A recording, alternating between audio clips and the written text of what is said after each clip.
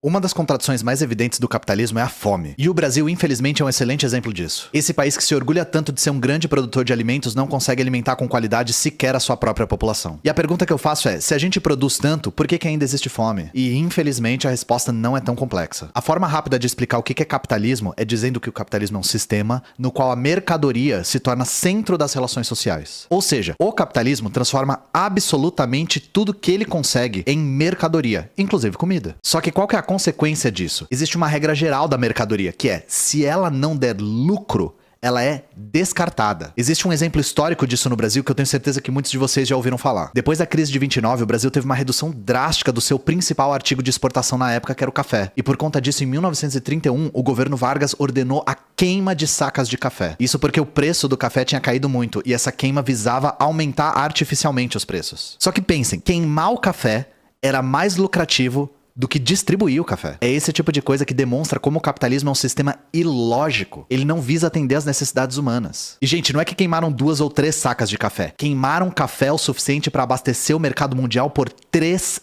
anos. E isso não é um episódio isolado na história. Esse ano mesmo a gente teve a França destruindo 250 milhões de litros de vinho pela mesma razão. Essa destruição da mercadoria para controle de preço acontece em menor escala o tempo todo no capitalismo. Por isso que eu disse que a explicação não é tão complexa. Enquanto a comida for mercadoria, vai ter fome no mundo. Se a comida for permanentemente acessível e abundante, ela deixa de ser lucrativa. E a gente tem capacidade de alimentar a humanidade com quantidade e qualidade há décadas já. Ah, Ian, então você tá defendendo que a comida simplesmente seja distribuída? Sim.